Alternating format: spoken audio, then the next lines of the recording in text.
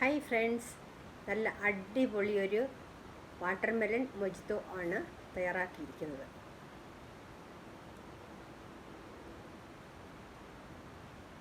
ഇത്രയും കളറിൽ തയ്യാറാക്കുന്നതിന് വേണ്ടി തണ്ണിമത്തങ്ങ സെലക്ട് ചെയ്യുമ്പോൾ നല്ലതുപോലെ വിളഞ്ഞ തണ്ണിമത്തങ്ങ നമ്മൾ സെലക്ട് ചെയ്യണം.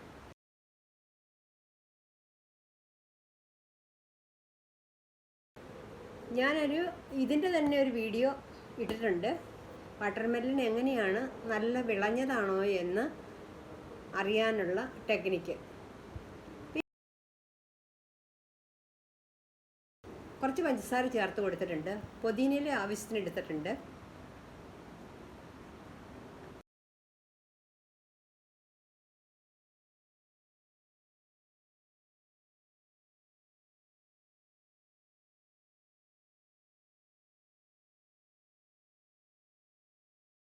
ഒരു ഫുൾ നാരങ്ങയുടെ ജ്യൂസ്, വലിയൊരു ഫുൾ നാരങ്ങയുടെ ജ്യൂസ് പിഴിഞ്ഞൊഴിക്കണം.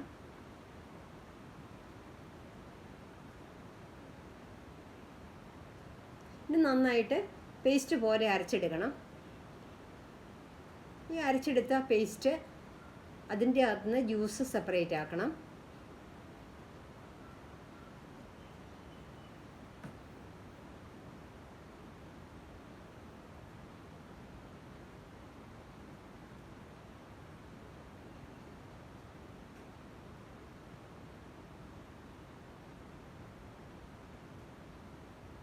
ജ്യൂസ് സെപ്പറേറ്റ് ആക്കി എടുത്തിട്ടുണ്ട്.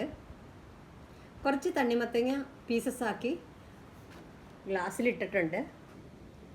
ഐസ് ക്യൂബ്സ് ആവശ്യത്തിനുള്ളത് ഇട്ട് കൊടുക്കാം.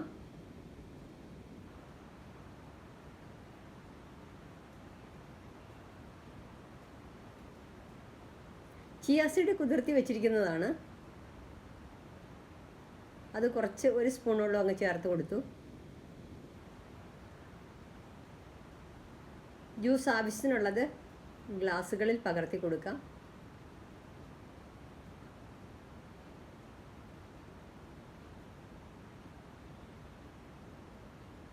നിറച്ചൊഴിക്കേണ്ട. ഇതിൽ നമ്മൾ സ്പ്രൈറ്റ് ചേർക്കുന്നുണ്ട്. സ്പ്രൈറ്റ് അങ്ങ് ചേർക്കുമ്പോഴത്തേനും ഇതിൻ്റെ ഫ്ലേവർ തന്നെ ഒന്നങ്ങ് മാറും.